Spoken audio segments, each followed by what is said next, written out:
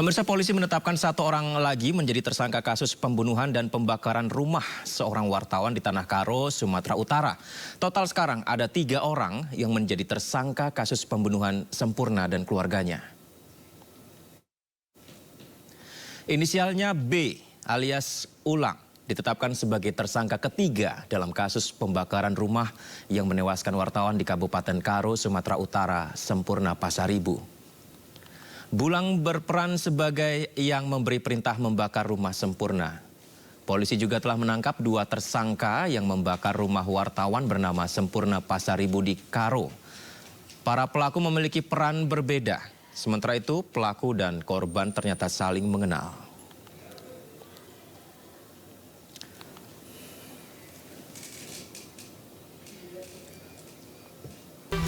Kericuhan sempat terjadi setelah pembacaan vonis terhadap mantan Menteri Pertanian Syahrul Yassin Limpo. Aksi dorong antara wartawan dengan kerumunan orang yang diduga adalah para ormas yang ingin melindungi SYL berbuntut penganiayaan terhadap awak media.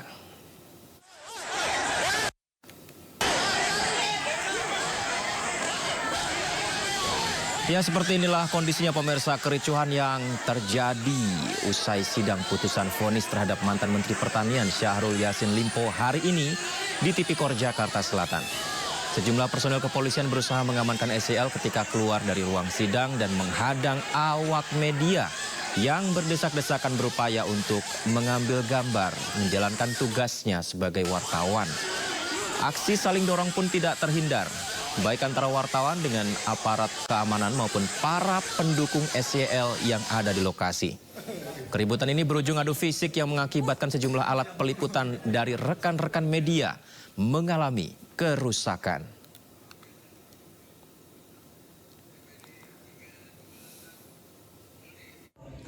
Kami mengecam, kami mengutuk tindakan-tindakan kekerasan yang dilakukan terhadap para jurnalis saat meliput sidang SYL hari ini. Aksi tersebut merupakan bagian dari ancaman kepada jurnalis, bukan hanya dalam untuk mendapatkan informasi yang baik kepada publik, tapi juga merupakan ancaman terhadap kemerdekaan pers. Untuk itu, IJT mendesak aparat untuk mengusut sampai tuntas siapa pelaku-pelaku yang terlibat dalam aksi kekerasan tersebut. Aksi-aksi ini sangat tidak bertanggung jawab dan harus dihentikan. Tidak boleh di masa-masa mendatang kejadian lagi. Untuk itu, IJT akan mengawal sampai tuntas, sampai pelaku-pelaku tersebut diseret dan diambil tindakan secara hukum. Karena hal ini sangat penting supaya apa? Supaya hal yang sama tidak terulang kembali dan tentu pers bisa bekerja dengan baik sehingga mampu menyampaikan, memberikan informasi yang baik kepada publik juga. Sekali lagi, IJT mengecam tindakan-tindakan tersebut dan kami mengutuk aksi-aksi yang kekerasan terhadap jurnalis dan kita mendesak aparat untuk kemudian mengambil tindakan yang tegas terhadap para pelaku tersebut. Mantan Menteri Pertanian Syahrul Yassin Limpo divonis 10 tahun penjara dan denda 300 juta rupiah subsidi kurungan 4 bulan penjara dalam kasus pemerasan dan gratifikasi di lingkungan Kementerian Pertanian.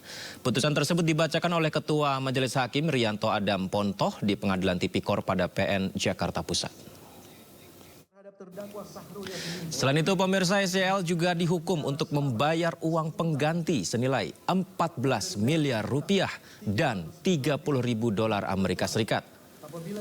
Uang pengganti tersebut harus dibayarkan paling lama 1 bulan setelah putusan dibacakan, serta menetapkan SYL tetap berada di tahanan.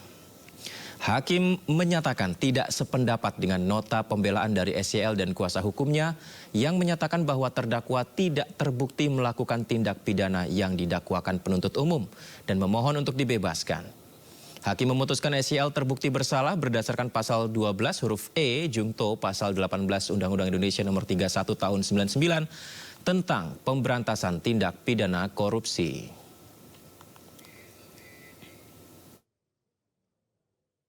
Untuk terdakwa Syahrul Yassin Limpo mengadili: 1. Menyatakan terdakwa Syahrul Yassin Limpo tersebut di atas telah terbukti secara sah dan meyakinkan menurut hukum bersalah melakukan tindak pidana korupsi secara bersama-sama dan berlanjut sebagaimana dakwaan alternatif pertama penuntut umum.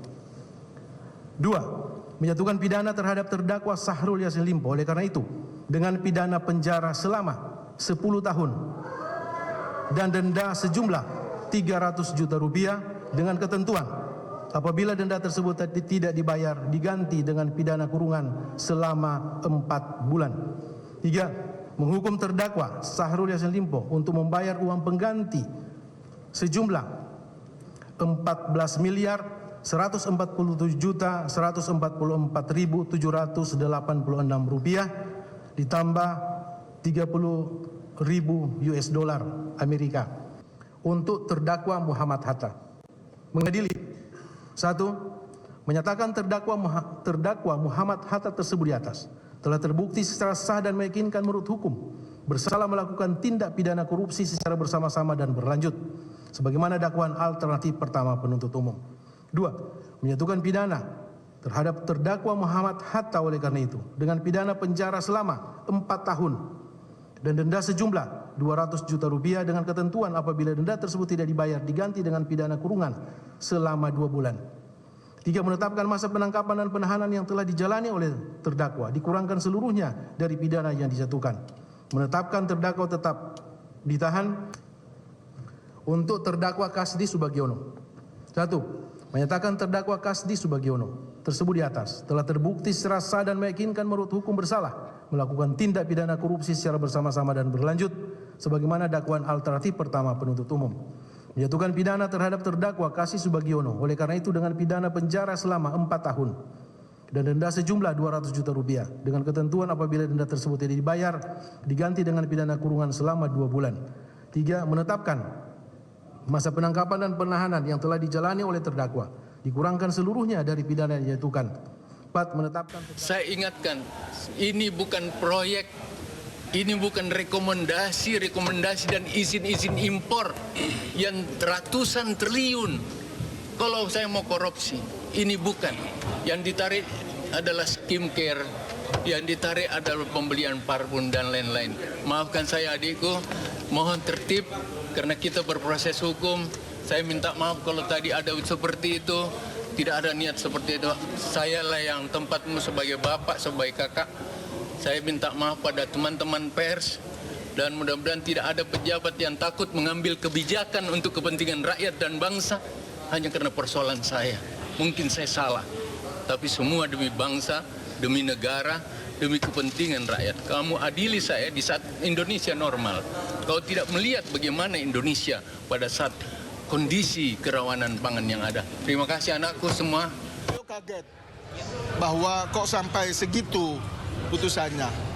Tapi apapun, tadi beliau juga sudah sampaikan, beliau menghargai dan menghormati sungguh putusan itu. Karena ya kalau kita mencoba untuk melihat dari berbagai pertimbangan-pertimbangan tadi, rasa-rasanya ada isyarat yang sepertinya menurut hemat kami ya tidak murni itu datang dari hati nurani majelis hakim. Tetapi tidak apa-apa. Itu tetap kita hadapi. Insya Allah masih ada proses lagi yang lebih lanjut. Dan mungkin kami akan memberi kejelasan lebih detail, lebih tegas lagi dalam proses selanjutnya. Sehingga pada pertimbangan majelis hakim di tingkat yang lebih di atas itu mungkin masih lebih baik, lebih rasional. Dan menukik pada substansi dari fakta-fakta persidangan yang Pemirsa, suami penyanyi Bunga Citra Lestari memenuhi panggilan pemeriksaan ke Polres Jakarta Selatan atas kasus dugaan penggelapan uang senilai 6,9 miliar. Kasat Reskrim Polres Jakarta Selatan meminta suami BCL inisial TA untuk memenuhi panggilan polisi sebagai saksi pada hari ini di Polres Jakarta Selatan. Saat pemeriksaan status TA masih menjadi saksi dan datang dengan didampingi kuasa hukumnya. TA dilaporkan oleh mantan istrinya karena diduga menggunakan uang usaha untuk kepentingan pribadi. Sebelumnya saudara TA ditunjuk menjadi direktur untuk usaha yang sebelumnya dijalankan bersama mantan istrinya.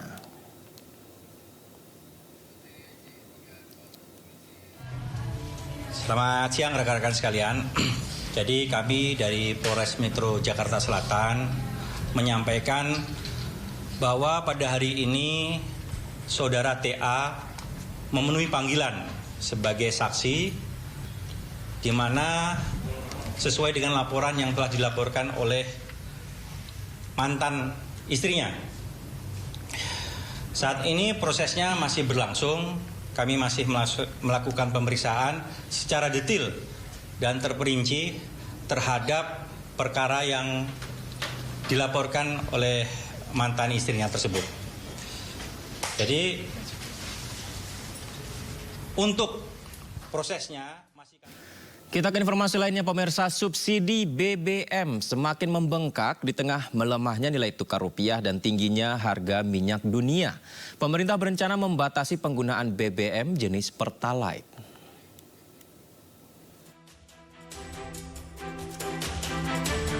Menteri BUMN Erick Thohir menegaskan penyaluran BBM bersubsidi harus tepat sasaran.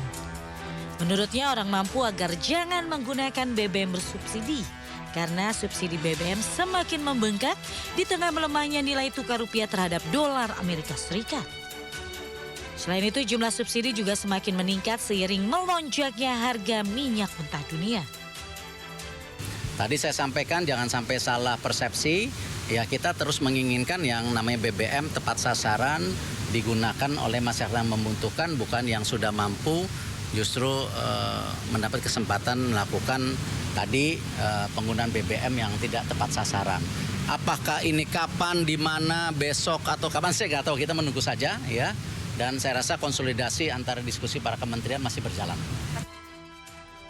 Sebelumnya Menteri Koordinator Bidang Kemaritiman dan Investasi Luhut Binsar Panjaitan mengatakan pemerintah berencana akan memberlakukan pembatasan bahan bakar minyak atau BBM mulai 17 Agustus 2024 mendatang. Tim Liputan iNews melaporkan. Terkait rencana pembatasan BBM bersubsidi, kami telah terhubung melalui sambungan Zoom dengan anggota Dewan Energi Nasional 2020-2024, ada Satya Widya Yuda. Assalamualaikum, selamat malam Pak Satya. Bisa mendengar suara saya Pak Satya? Dengar, saya dengar. Baik, Pak Satya, langsung saja kita ke topik mengenai pembatasan BBM subsidi ini. Pak Satya, sesuai dengan Undang-Undang 30 tahun 2007, apakah artinya esensi subsidi yang harus tepat sasaran ini adalah dengan pembatasan seperti yang akan diwacanakan tanggal 17 Agustus 2024 ini, Pak Satya? Iya, jadi begini Mas, ini kebetulan saya berbicara sebagai pengamat energi aja. Siap. Jadi di dalam pola distribusi daripada BBM bersubsidi ini sekarang kan kita menganut pola distribusi terbuka. Baik. Ya, di mana semua orang mempunyai kesempatan untuk membeli baik itu jenis BBM Pertalite, solar ataupun juga kalau dulu ada premium. Ya. Nah, kalau pertama kan memang sudah mempunyai segmentasi pasar tersendiri. Nah, sekarang ingin ditertibkan dengan menggunakan pola distribusi tertutup atau paling tidak semi tertutup. Ini sudah dilaksanakan oleh Pertamina beberapa waktu yang lalu dengan menyebut adanya subsidi yang tepat sasaran, kira-kira begitu.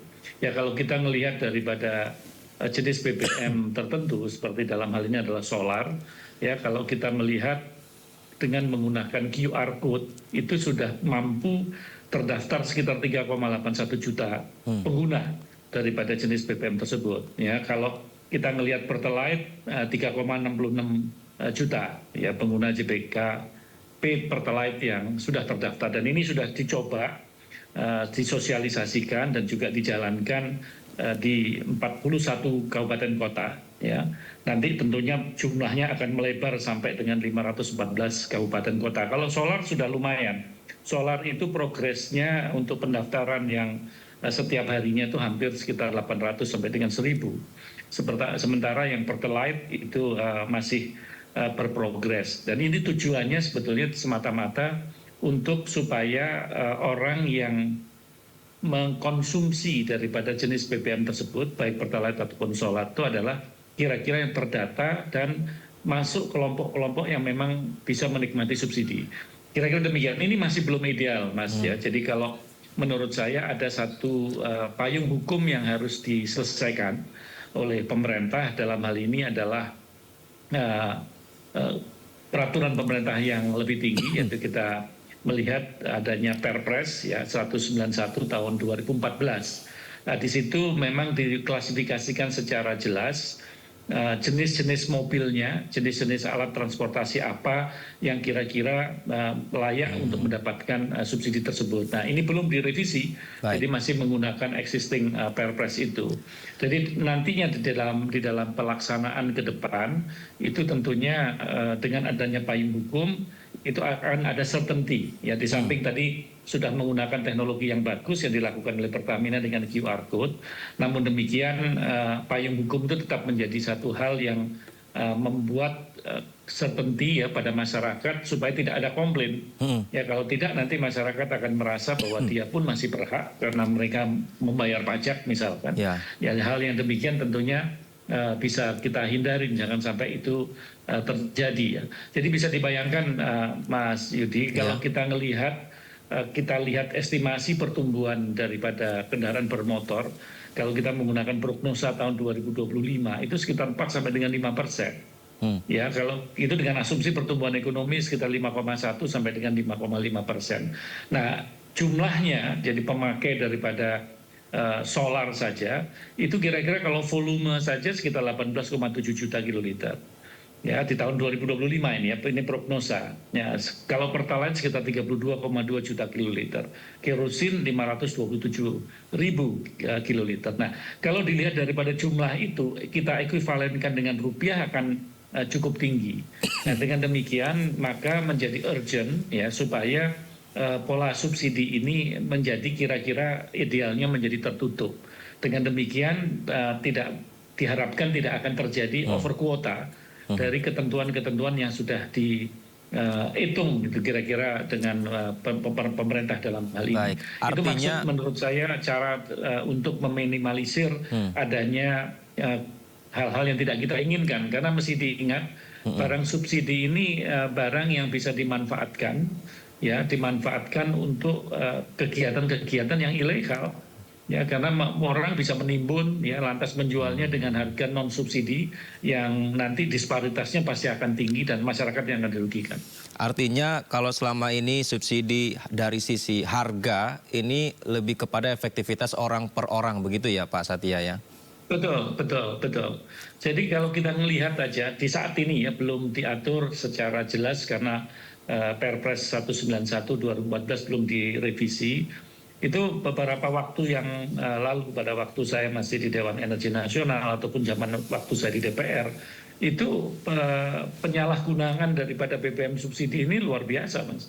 Sekarang belakangan ini terdaftar kira-kira sekitar 731.000 nomor polisi yang tidak sesuai dengan ketentuan. Itu bayangin ini baru mencocokkan untuk menggunakan QR code. Ya, kalau misalkan nanti ketika diterapkan kebijakan pembatasan ini agar tepat sasaran malah justru membuat kita kan nggak bisa ya memantau semua daerah ini, malah justru menjadi penimbunan akibat transisi tersebut. Ada kemungkinan nggak ke situ Pak?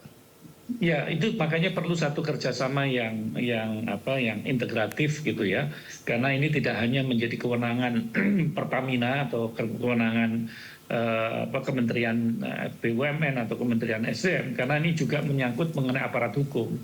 Jadi aparat hukum di daerah, di kabupaten kota tentunya harus turut ikut serta memonitor gitu ya pergerakan daripada volume daripada BBM subsidi. Karena jangan sampai BBM subsidi yang teralokasi itu cepat habis misalkan ya. Ataupun misalkan kalau kita lihat effort yang dilakukan oleh Pertamina belakangan kan luar biasa. Identifikasi 731.000 yang tidak sesuai ketentuan. Ya, dan setelah dilakukan pemblokiran ya kan otomatis itu bisa menimbulkan masalah. Mereka melakukan blokir itu cukup besar juga sekitar 70 ribuan. Nah, dengan demikian sudah melihat paling tidak ya dari yang sudah bisa tercapture ini meminimalisir mobil-mobil atau yang ukuran besar yang menimbun, yang membeli BBM lebih daripada kapasitas dia untuk membeli. Nah, ini kan tentunya satu hal yang dihindari ya. Dan tentunya dari QR code tersebut juga diharapkan bisa melihat kalau satu mobil berkali-kali dia mengambil BBM, ya berarti pasti tidak dipakai oleh mobil itu sendiri, pasti digunakan untuk penjual atau dijual dengan pihak lain. Ini salah satu contoh belum begitu efektif, tapi paling tidak sudah ada satu mekanisme untuk mencegahnya. Gitu. Ya, sama ini Pak Satya, saya kan ya, sering ke lapangan untuk melakukan liputan mengenai bagaimana tanggapan masyarakat tentang penggunaan QR Code ataupun aplikasi agar bisa tepat sasaran ketika membeli BBM subsidi dalam hal ini begitu. Salah satu yang menjadi, mungkin ini masih belum terbiasa ya, keluhan masyarakat adalah mereka kadang lupa passwordnya, kadang lupa registrasi, kadang jadi ribet gitu, justru malah memperpanjang waktu sehingga ya tidak efektif lagi. Itu gimana Pak? Ya, memang semuanya ada proses Mas ya. Jadi memang sosialisasi itu menjadi kunci. Pendataan itu menjadi kunci juga ya. Jadi apabila dua itu disertakan, tentunya masyarakat nanti akan lebih aware gitu, lebih bisa mempersiapkan diri apabila mereka akan pergi atau membeli jenis daripada BBM yang kategori subsidi. Sama aja dengan LPG Mas. LPG juga demikian kan, kalau itu dengan KTP dan nanti mudah-mudahan KTP juga sudah bisa mencerminkan jenis daripada masyarakat yang layak disubsidi atau tidak. Jadi hal yang demikian tentunya harus dimulai dan harus berani. Karena apabila kita tidak memulai, ya, tidak berupaya untuk memperbaiki data, tidak berupaya untuk mengedukasi masyarakat, maka kebocoran-kebocoran yang timbul yang merugikan keuangan negara yang luar biasa. Karena banyak sekali yang over kuota daripada BBM yang ternyata disalahgunakan dan dimasukkan kepada konsumen yang sejatinya harusnya membeli menggunakan mekanisme tidak subsidi seperti BBM industri. Nah, hal yang demikian yang kita hindarin ke depan, karena uang subsidi yang digelontorkan oleh pemerintah itu tidak main-main gitu ya. Karena ada dua jenis yang memang itu disubsidi oleh pemerintah, tetapi ada juga yang kalimatnya tidak disubsidi tetapi dikompensasi. Jadi dari beberapa jenis BBM tersebut itu kalau kita lihat jumlahnya juga tidak sedikit, ya maka kita betul-betul berharap agar ke depan nanti ini ada satu tertib lah ya daripada masyarakat ya.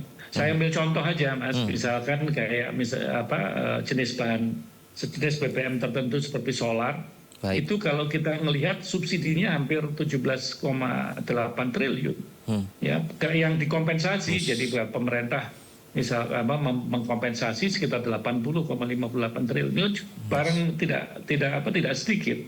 Begitupun pula untuk Pertalite, itu kompensasinya sampai 79,01 triliun. Ya, sementara LPG jauh lebih gede lagi, LPG sekitar 85,19 triliun. Jadi angka-angka ini angka-angka triliun ini Mas. Jadi bisa dibayangkan apabila itu tidak tepat, ya tidak tepat, maka upaya-upaya pemerintah untuk bagaimana memanage ini ya agar orang yang memang berhak ya itu yang menikmati. Karena kita memang membantu, tujuan subsidi itu kan membantu daya beli daripada masyarakat. Ya harapannya nantinya dengan masyarakat yang terdeteksi sebagai yang layak disubsidi, maka apabila ada kenaikan harga misalkan atau ada penyesuaian-penyesuaian, mereka sudah terbantu daya belinya. Hal yang demikian tentunya menjadi satu langkah, ya terlebih kalau sekarang harga minyak dunia karena konflik dan lain sebagainya, itu punya kecenderungan naik, maka harus diingat gitu. Karena kalau subsidi itu berarti ada uang pemerintah yang ada di dalam BBM tersebut. Nah, ini harus disadari oleh masyarakat. Apabila ada kenaikan harga minyak dunia yang tinggi, sementara harga yang dijual masih relatif sama, berarti subsidi daripada pemerintah kepada masyarakat itu menambah, tambah besar. Nah, ini yang perlu menjadi kesadaran bersama gitu. Mudah-mudahan dengan metode yang dicoba sekarang ya untuk menertibkan itu bisa meminimalisir ya daripada belanja subsidi agar lebih tepat sasaran. Sama ini Pak Satya, saya baru ingat ketika kemarin saya mewawancara warga di salah satu SPBU menyatakan daripada pemerintah ingin membatasi atau mungkin mengurangi BBM subsidi, kenapa tidak mengefektifkan transportasi publik sehingga masyarakat semuanya naik transportasi umum dan BBM lebih tepat sasaran. Itu mungkin nggak kalau kayak gitu Pak Satya?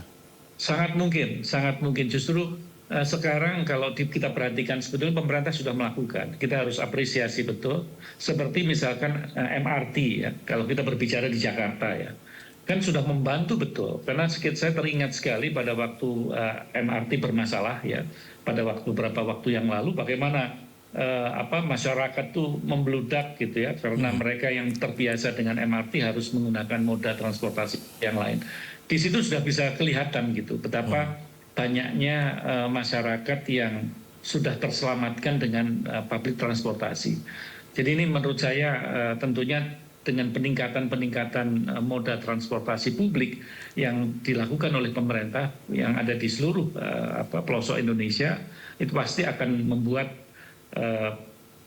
pengaturan daripada volume BBM bersubsidi akan jauh, logikanya harus lebih turun ya. Demikian pula apabila pemerintah memberikan satu ketentuan bahwa untuk mobil bisa dihuni atau bisa ditumpangi tidak harus satu mobil, tapi bisa dengan beberapa orang dalam satu mobil. Itu menurut saya juga pola hidup efisien ini menjadi sarana yang membantu pemerintah. Walaupun mungkin moda transportasinya mereka membeli jenis BBM yang bukan disubsidi ya, dalam hal ini seperti Pertamax atau Pertamax Plus misalkan. Tapi behavior ataupun cara pola hidup yang dilakukan sudah menunjukkan ke arah yang lebih efisien. Satu ini lagi kan harus ada set mind demikian, Pak. Satu lagi Pak Satya, terakhir mungkin ini. Dengan adanya BBM subsidi yang dibatasi mulai 17 Agustus nanti, kalau untuk ekonomi menengah ke bawah kan mereka mungkin juga akan mendapatkan bantuan sosial gitu. Tapi bagaimana dengan kelas menengah nih Pak? Apakah ini akan menjadi beban baru bagi kelas menengah? Ya, tentunya ya Mas, kalau kita melihat klasifikasi daripada masyarakat, semuanya pasti menginginkan yang lebih murah. Ya, namun demikian apabila di kelas menengah ke atas, saya yakin pasti ada satu kesadaran bahwa akan menggunakan moda transportasi publik ataupun juga menggunakan moda transportasi bersama. Jadi misalkan tadi seperti menghindari untuk satu mobil satu orang di dalam mobil tersebut. Ya, itu menurut saya lebih mempunyai kesadaran yang lebih tinggi gitu. Misalkan datang ke kantor menggunakan kendaraan operasional daripada kendaraan pribadinya, karena harus ditumpangi lebih daripada satu orang. Nah, apabila cara atau pola dalam kita bertransportasi itu sudah mencerminkan perilaku efisien, itu sangat membantu sekali. Dibanding apabila orang itu mempunyai kecenderungan menghambur-hamburkan atau misalkan kebiasaan daripada sopir gitu yang merasa mobilnya ini mobil pemerintah dibiayai BBM-nya oleh pemerintah, lantas dia menunggu majikannya dengan tetap menyalakan mesin karena dia bisa tidur pulas di situ. Itu menurut saya hal-hal yang harusnya tidak terjadi, tapi kita saksikan saat ini kan banyak sekali seperti itu. Di tempat-tempat parkir seringkali orang itu tidur masih menyalakan mobilnya. Nah, ini yang menurut saya juga harus mendapatkan edukasi bahwa ini adalah BBM yang disubsidi pemerintah. Dalam arti kata di situ ada uang pemerintah. Jadi betapa cerobohnya kita gitu apabila kita menghambur-hamburkannya. Sementara banyak saudara kita di tempat lain gitu ya, di pelosok-pelosok negara bumi Indonesia ini yang mungkin memerlukan bantuan. Sangat membutuhkan. Baik. Subsidi yang lain. Ya. Pak Satya Widyayuda, terima kasih banyak Pak. Yang paling penting adalah mungkin BSTS, BBM subsidi tepat sasaran. Begitu. Terima kasih Pak Satya, selamat malam. Terima kasih. Ya. Terima kasih, selamat malam. 8 tahun berlalu kasus Vina dinilai buram oleh keluarganya. Keluarga yang sempat mendengar cerita dari penyidikan jika adanya chat soal perencanaan pembunuhan. Meminta chatting Vina, Eki, dan 8 terpidana dibuka untuk membuat terang kasus ini. Bahkan CCTV yang juga menjadi alat bukti di persidangan tidak pernah terungkap secara visual. Ya, pemirsa, Marliana menceritakan ayah Eki yakni Ibtu Rudiana bersama anggotanya kala itu pernah bercerita perihal HP milik para terpidana. Marliana sempat mendengar cerita jika ayah Eki membuka chat para terpidana yang berisi rencana pembunuhan. Dari isi percakapan itu, Rudiana meyakini bahwa para terpidana telah sengaja dan berniat melakukan pembunuhan terhadap Vina dan Eki. Namun Marliana tidak pernah ditunjukkan langsung isi percakapan para terpidana itu. Bahkan dalam persidangan tahun 2016-2017 isi chat itu tidak pernah dibuka di pengadilan. Nggak ada kontak yang lain. Dan BBM pun saat itu kan adanya BBM ya. BBM itu cuma ada satu chattingan. Dan chattingannya juga hanya kayak chattingan baru 2 harian. Jadi kalau chattingan juga sedikitnya kayak udah ada yang hapus juga gitu. Nomor kontak juga kayak udah ada yang hapus gitu kan. Nah terus di tangan saya itu sekitar 2 hari apa 3 hari barulah diambil buat BB.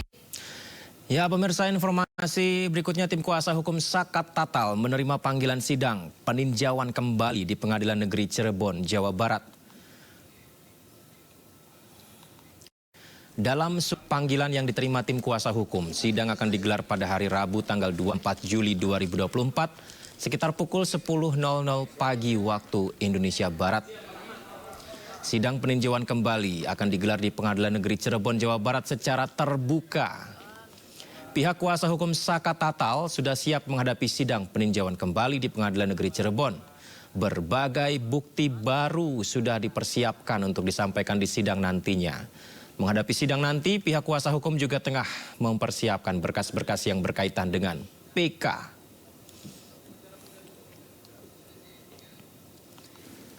Semua persiapan kita dengan tim hari ini kita diskusikan lagi dalam persiapan tanggal 24 Juli. Usai dinyatakan bebas dari segala tuduhan, mantan tersangka kasus Vina Cirebon Peggy Setiawan menantang Aep untuk membuktikan seluruh kesaksiannya. Tidak hanya itu, kuasa hukum dan keluarga 7 terpidana kasus Vina melaporkan Aep dan Dede, 2 saksi kunci ke polisi atas dugaan pernyataan sumpah palsu. Dan yang menarik, keluarga Vina yang sempat mendengar cerita dari penyidikan juga, maksud kami jika adanya chat soal perencanaan pembunuhan, meminta chatting tersebut dengan 8 terpidana dibuka untuk membuat terang kasus ini. Lantas pemirsa, siapakah sebenarnya otak pembunuhan Vina dan kapankah kasus pembunuhan ini akan terkuak? Untuk membahasnya lebih dalam, sudah bergabung bersama kami pada hari ini melalui sambungan Zoom Komisioner Kompolnas Yusuf Warsim, kuasa hukum keluarga Vina Raden Reza Pramadya, serta juru bicara Partai Perindo ada David Sitorus. Saya sapa, selamat malam, apa kabar abang-abang? Selamat malam. Selamat malam. Baik, terima kasih sudah bergabung di dialog pada malam hari ini. Saya yang pertama kepada Bang Reza terlebih dahulu. Bang Reza, kalau dari sisi korban ingin agar kasus ini dibuka, ketika polisi mengungkap ada 1 pelaku yang ditangkap, bukankah ini akan semakin terang benderang? Tapi ternyata faktanya pra-peradilan Peggy memenangkannya. Bagaimana reaksi dari pihak korban akan keputusan pra-peradilan ini? Apakah mempertanyakan atau justru malah sebaliknya bersyukur? Iya, kalau dari pihak keluarga korban sih memang semakin mempertanyakan ya, setelah 2 terduga DPO itu dinyatakan fiktif dan sekarang digugurkan status tersangkanya, kan semakin bertanya-tanya ada apa dengan semua ini, kenapa semua itu tidak sesuai dengan apa yang kita harapkan. Jadi kita tetap berharap dari pihak kepolisian itu memberikan klarifikasi sebenarnya kasus ini kenapa gitu bisa terjadi berulang kali sehingga terjadi kegaduhan di mana-mana. Bang Reza, pada saat pertama kali Peggy Setiawan ditangkap, dinyatakan 1 DPO dan 2 lainnya ditiadakan, bagaimana reaksi dari kuasa hukum keluarga Vina atau dari keluarga Vina? Apakah yakin memang ini adalah orangnya atau justru malah pada saat itu juga sudah ada keraguan? Jadi memang kita dari awal juga melihat dari klarifikasi dari Polda Jabar itu memang ada sedikit keraguan. Karena kenapa ada sedikit keraguan? Di awal itu kan pada saat ditangkap tidak serta-merta langsung dimunculkan wajah Peggy Setiawan, tapi hanya pemberitaan telah ditangkap terduga DPO yang bernama Peggy Perong, seperti itu kan. Itu ya kita minta klarifikasi untuk dimunculkan wajahnya. Memang tidak lama akhirnya dimunculkan dan sangat mengejutkan itu termasuk menghilangkan atau menganggap 2 DPO itu dinyatakan fiktif. Jadi itu yang semakin kita bertanya-tanya, karena semua amat putusan itu kan sudah jelas itu apa porsinya masing-masing dari DPO itu melakukan apa.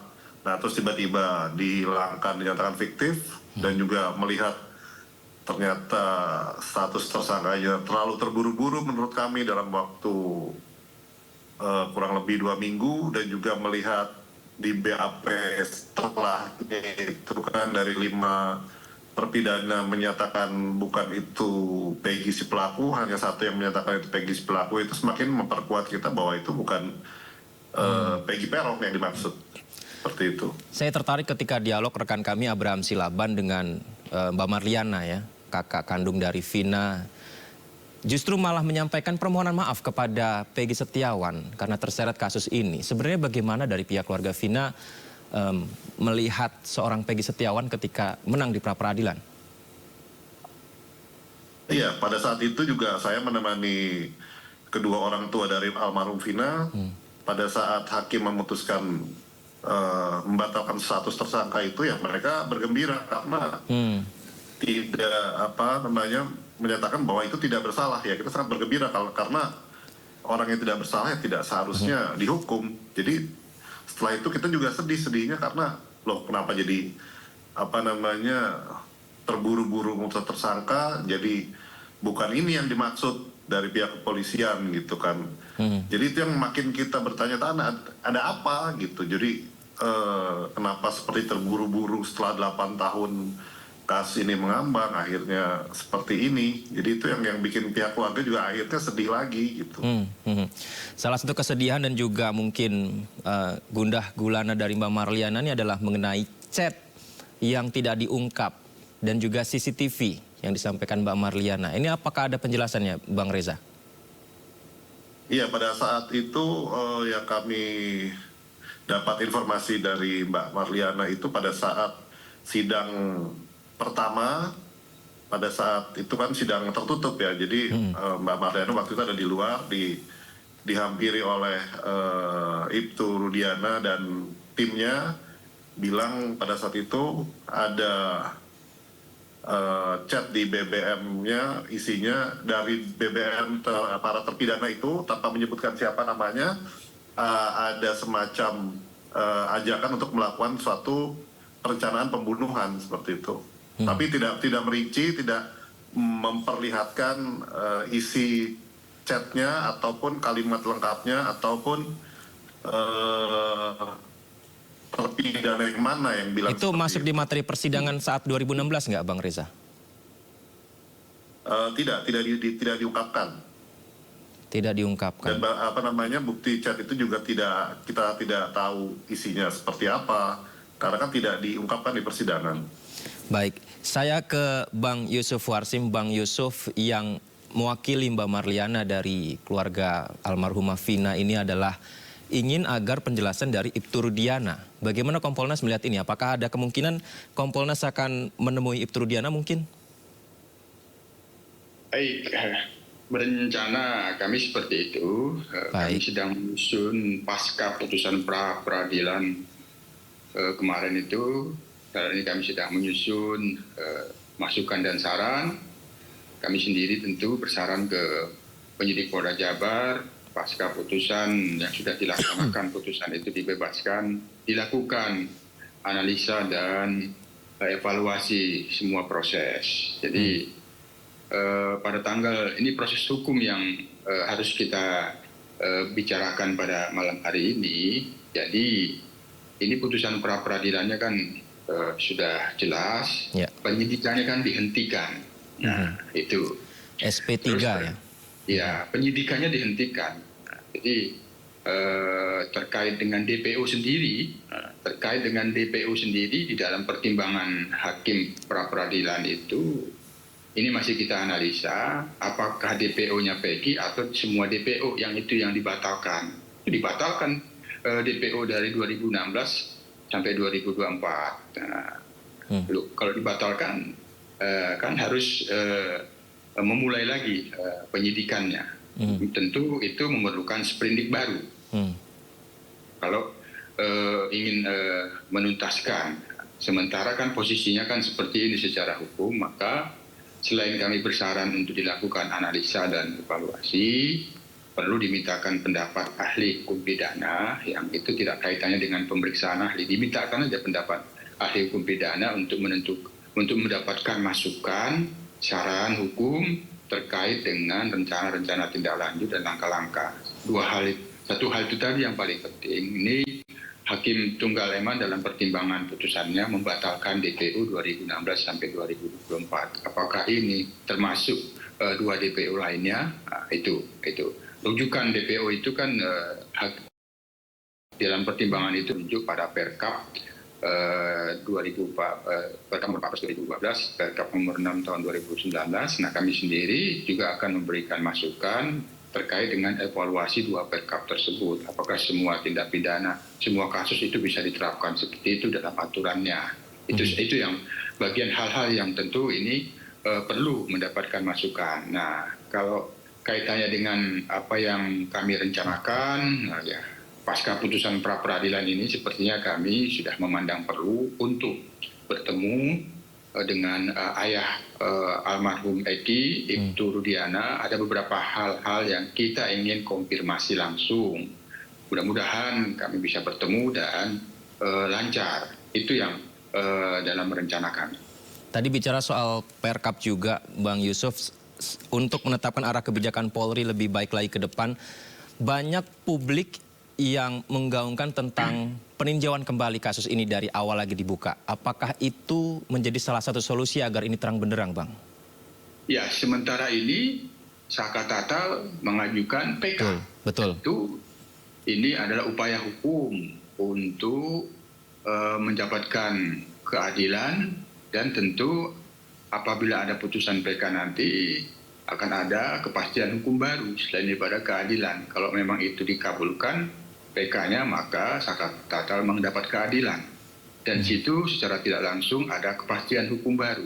PK sendiri adalah upaya untuk mengoreksi putusan peradilan yang pada saat ini telah berkekuatan tetap. Nah, tentu ini juga bagian dari analisa dan evaluasi yang perlu dilakukan penyidik. Sementara saya sendiri apabila dimintakan pendapat hukum dalam kapasitas tidak sebagai anggota Kompolnas, saran hukum saya, apabila ada PK, maka untuk sementara penyidikan status quo dulu. Sementara kan pada saat ini kan penyidikannya sendiri dihentikan, yang ada kan proses penyelidikannya. Nah, berdasarkan fakta-fakta yang nanti ada PK, yang sekarang ini sudah jelas, Saka Tatal mengajukan PK, maka ya sementara penyidik sebaiknya ya, ini menurut saya secara pribadi tidak melakukan penyidikan terlebih dahulu. Kita tunggu PK-nya ini seperti apa.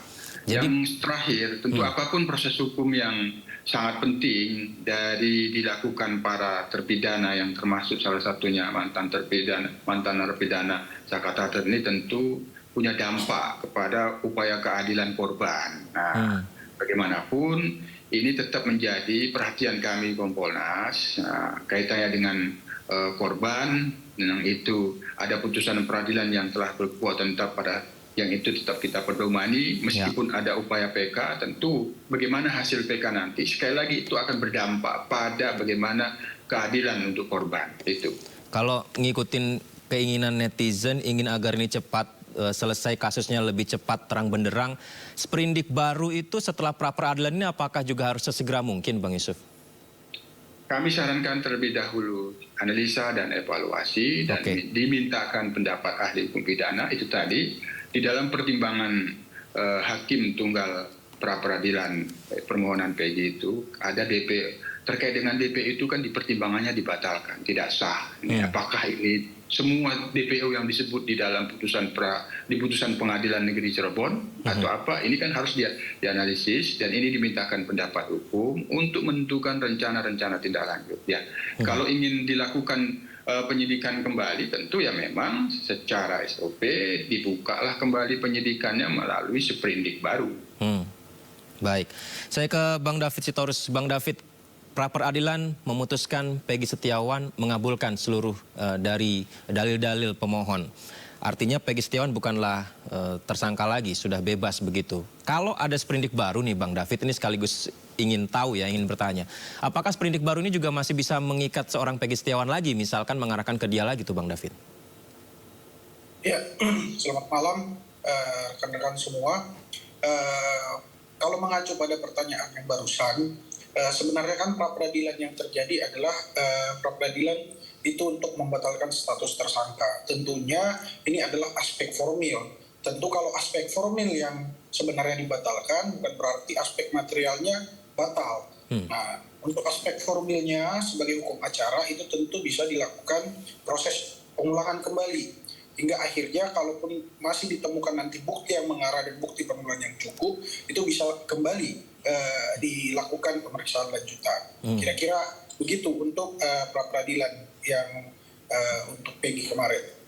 Polda Jabar sudah memberikan keputusan ketika pra peradilan diketok palu oleh hakim SP3. Kasus ini telah berlanjut begitu. Apakah SP3 ini jika ada pihak-pihak yang mungkin tidak puas, ini bisa saja digugat oleh pihak-pihak lain?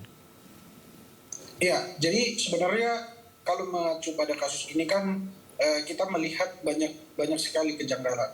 Nah, SP3 yang dimaksud terhadap apa? Apakah SP3 terhadap kasus pembunuhan ini?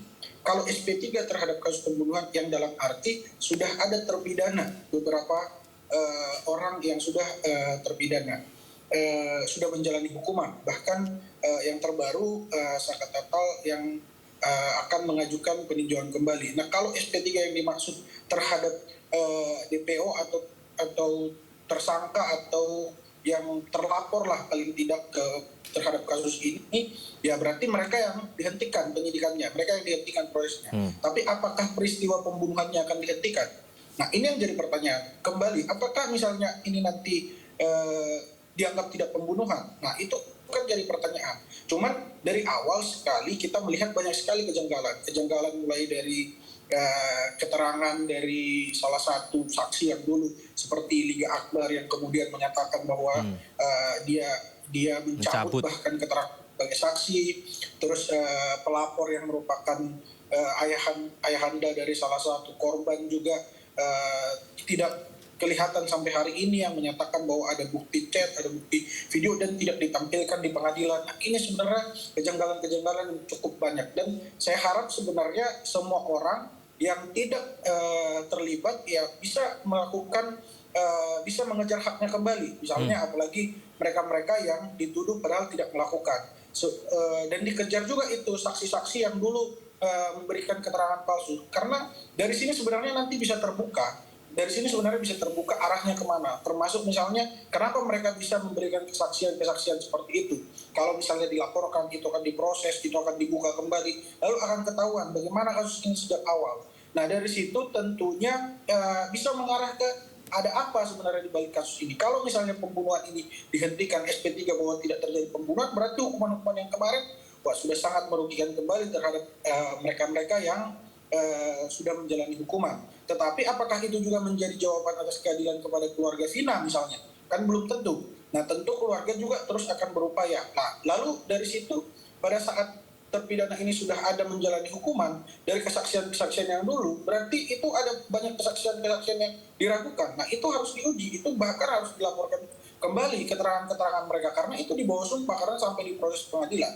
Tentu kalau itu diperiksa kembali, itu akan ketahuan. Misalnya, kalaupun ada tanda kutip ya rekayasa misalnya yang seperti yang diduga banyak orang. Nah, itu akan membuka ke arah sana, akan membuka semua tabir-tabir yang hari ini membuat banyak keraguan-raguan bagi semua pihak.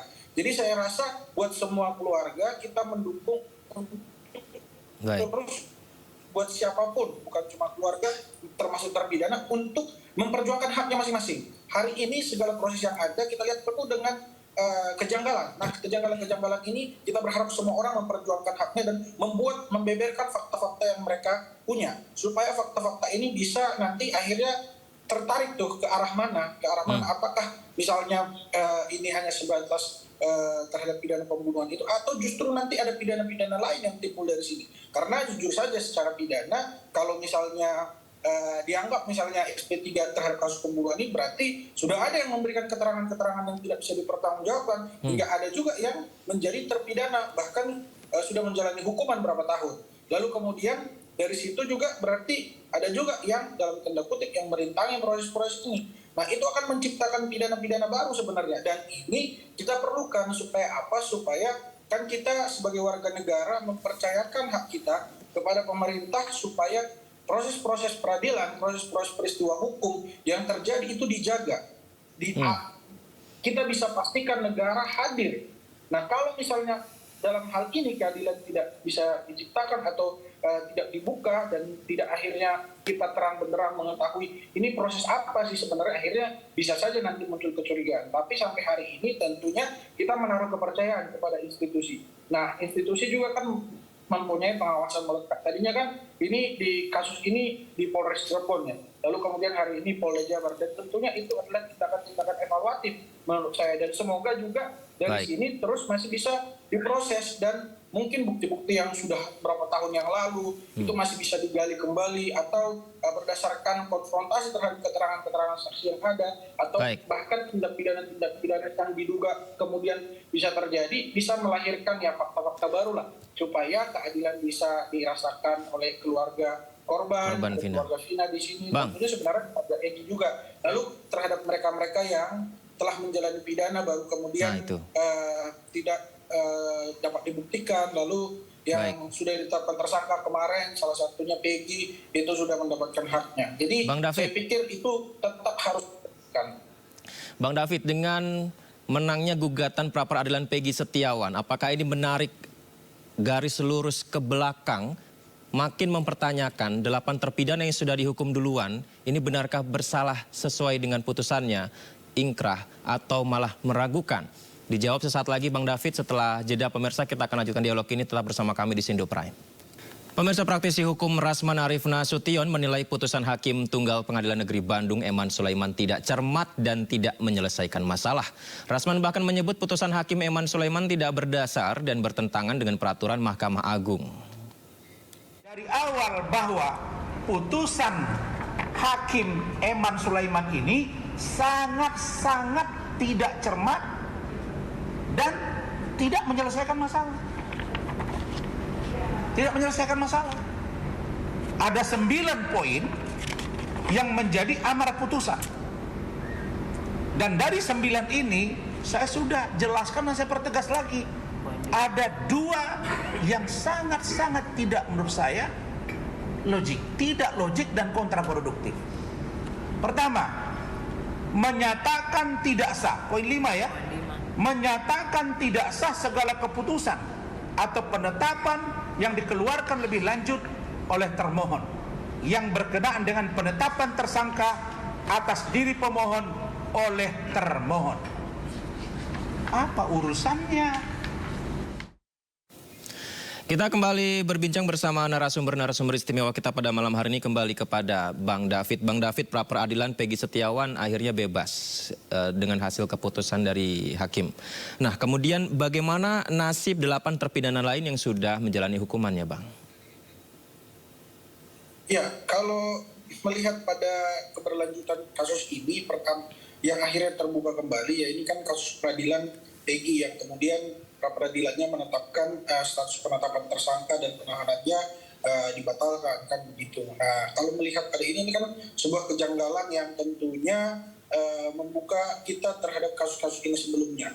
Nah, kejanggalan-kejanggalan lain yang saya lihat adalah termasuk misalnya pernyataan saksi Liga Akbar yang dia cabut, lalu kemudian itu Rudiana yang dulu yang orang tuanya Eki juga yang sampai hari ini tidak bisa ditemuin, dan yang menyatakan bahwa ada bukti percakapan tentang perencanaan pembunuhan, lalu ada juga CCTV video yang ternyata tidak diungkap, tidak pernah diberitahu, tidak pernah ditunjukkan, dan tidak juga dijadikan sebagai bukti di dalam pengadilan. Lalu kemudian ada 2 orang lagi yang dinyatakan sebagai DPO dan kemudian itu juga dibatalkan. Nah, kalau melihat pada kejanggalan-kejanggalan yang ini, yang sebanyak ini, tentunya juga yang membuka ruang kepada terpidana lain yang sudah menjalani hukuman untuk memperjuangkan haknya kembali. Tentunya karena apa? Karena hukumannya juga tidak main-main sebenarnya terhadap mereka. Nah, hukuman terhadap mereka ini dan sudah menjalani, saya kira sampai hari ini sekitar 8 tahun, dan itu bukan hal yang kecil ya, dan sebagai hak mereka juga dan masa depan mereka juga, tentunya kan itu hal yang sangat berat. Dan ya saya pikir itu akan terbuka bagi mereka untuk memperjuangkan haknya kembali. Lalu kemudian ada juga pernyataan-pernyataan saksi yang hari ini dilaporkan sebagai keterangan palsu begitu. Jadi sebenarnya ya kasus ini menurut saya bisa membuka terhadap kasus-kasus pidana lainnya. Kasus-kasus pidana lainnya termasuk misalnya seperti menyatakan kesaksian palsu, lalu mungkin saja ada juga perintangan terhadap proses penyidikan. Ya itu akan terbuka dan silakan semuanya memperjuangkan haknya. Satu-satunya yang menurut saya selamat di sini adalah hakim, karena hakim ya bebas memberi putusan karena dia tidak bertanggung jawab. Lalu kalaupun ingin dievaluasi putusannya kan itu naik ke tingkat yang lebih tinggi. Tapi untuk proses-proses yang lainnya, semua pernyataan saksi, semua proses-proses yang dilakukan penyidik, itu semua bisa dilakukan proses kembali. Dan ini membuka tabir terhadap, dan ini membuka ruang untuk mencari tahu siapa pelaku yang sebenarnya, dan juga bisa membuka terhadap tindak pidana lainnya. Jadi saya pikir itu, dan nasib yang sudah menjalani hukuman, ya kalau mereka memang bisa memberikan bukti baru terhadap status mereka, ya mereka juga bisa memperjuangkan haknya kembali. Karena ini semakin banyak kejanggalan. Saya pikir begitu, Mas. Saya ke Bang Yusuf. Bang Yusuf, saya tertarik dengan yang disampaikan tadi mengenai Perkap dan juga Perpol juga. Nah, kalau melihat dari hasil putusan Hakim Eman Sulaiman, salah satu yang dipertanyakan ini adalah mengenai memintai keterangan dari calon tersangka. Sebenarnya untuk menetapkan menjadi tersangka, ini apakah memang harus cukup 2 alat bukti saja ataukah perlu ada keterangan dari calon tersangka, Bang Yusuf? Ya, kalau dari putusan pra-peradilan yang mulia Hakim Eman itu sudah jelas, tegas, karena disebutnya harus, sebelum seseorang ditetapkan tersangka harus diperiksa terlebih dahulu. Ya tidak ada sebutan di dalam KUHP sebagai calon tersangka, tapi dia diperiksa sebagai saksi. Nah, itu sudah harus, Dan yang disorot oleh Hakim Eman itu dalam waktu hari Jumat itu, saya sebelum kita dengarkan putusan itu, saya sudah mengemukakan ada 2 hal yang dimohonkan oleh pemohon. Pertama prosedur, yang kedua alat bukti. 2 hal ini bisa dipertimbangkan dan bisa tidak, atau salah satunya. Nah, kalau kita lihat putusan pra-peradilan itu sangat terlihat jelas yang dipertimbangkan itu yang proseduralnya tidak melakukan pemeriksaan. Tidak ada bukti di dalam fakta persidangan penyidik telah melakukan pemeriksaan Peggy sebelum ditetapkan tersangka, pemeriksaan sebagai saksi. Itu yang disorot, sehingga proses itu dianggap tidak sesuai dengan prosedur, sehingga semua proses yang dilakukan oleh penyidik itu unprosedural, sehingga penetapan tersangkanya tidak sah. Nah, itu yang disorot. Nah, yang kedua, kita kembali lagi. Ini kalau putusan Pengadilan Negeri Jakarta Selatan, Pengadilan Negeri Cirebon itu dijadikan salah satu alat bukti surat, pada saat ini kan perlu dilakukan analisa dan evaluasi hukum dulu. Apabila pada saat ini dilakukan PK, kan itu menjadi barang sengketa.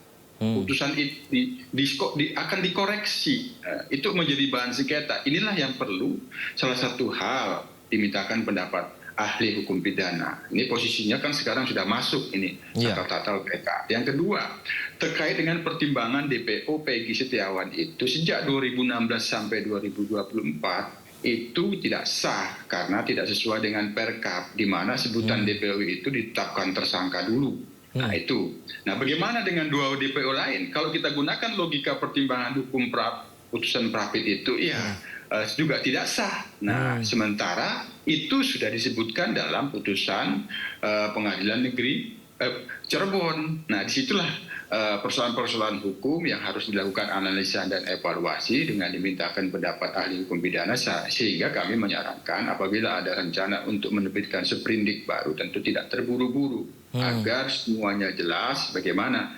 rencana-rencana yang akan dilakukan itu memiliki landasan yuridis yang kuat. Nah, sementara ini ini problem gitu. Artinya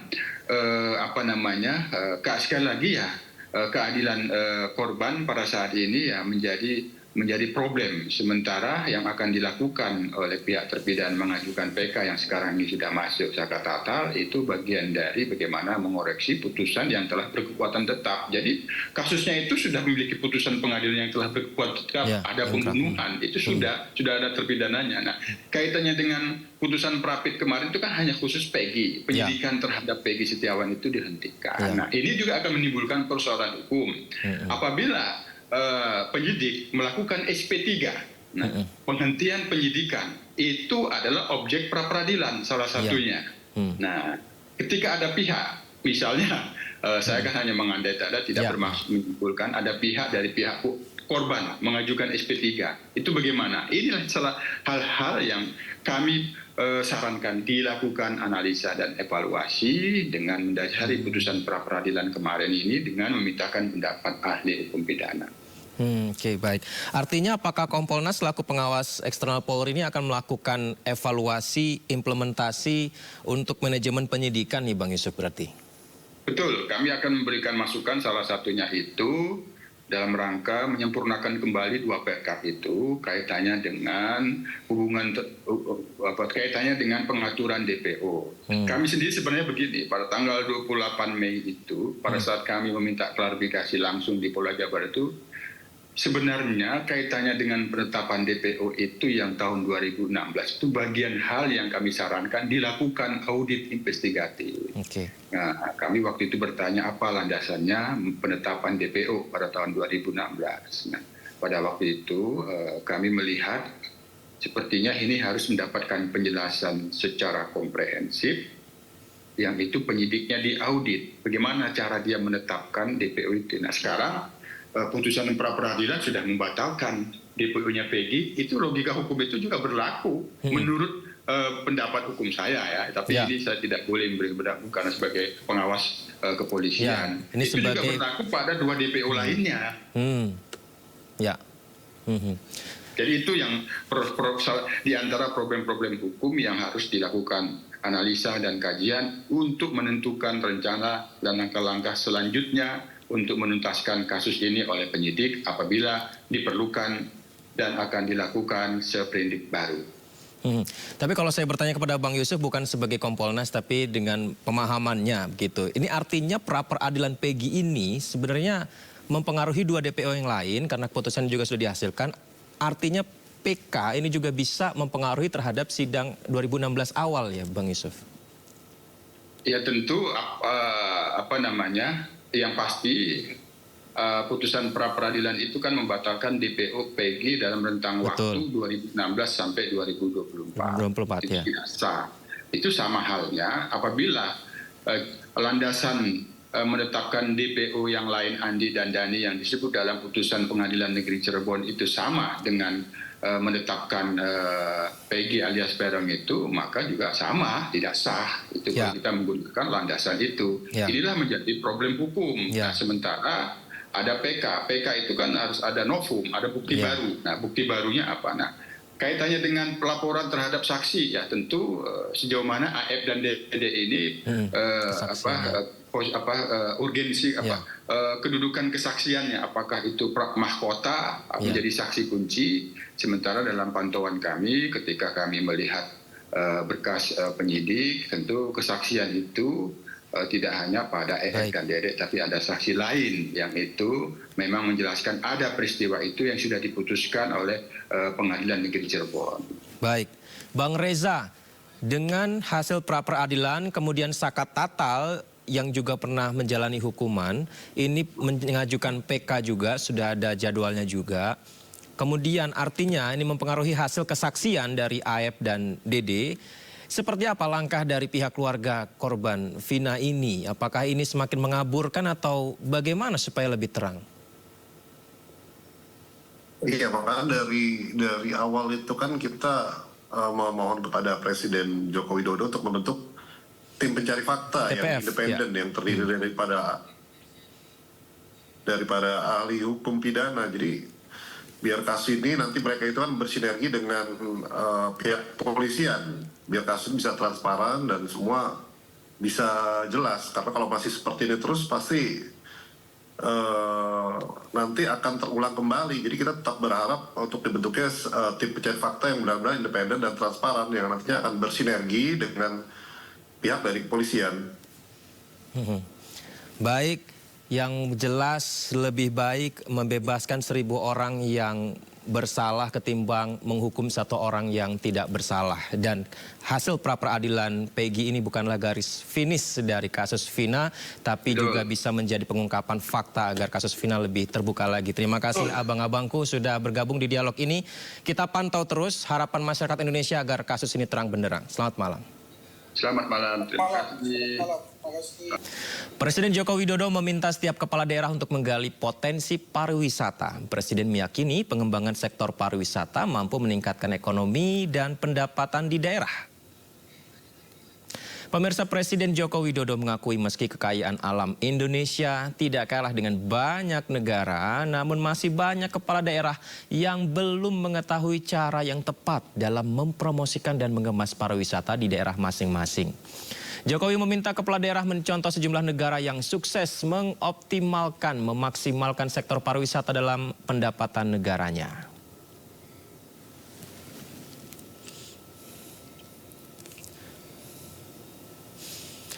Ketua Umum PSI, Kaisang Pangarep menyambangi DPP Partai Golkar di Palmerah, Jakarta Barat. Pengurus PSI nampak kompak mengenakan rompi merah bertuliskan Circle K.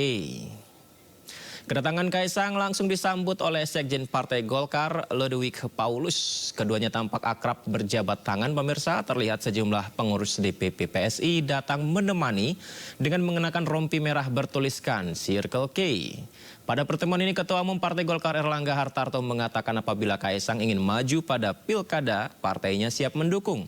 Erlangga bahkan menyiapkan Yusuf Hamka sebagai wakil bila Kaisang siap maju di pemilihan Gubernur Jakarta 2024.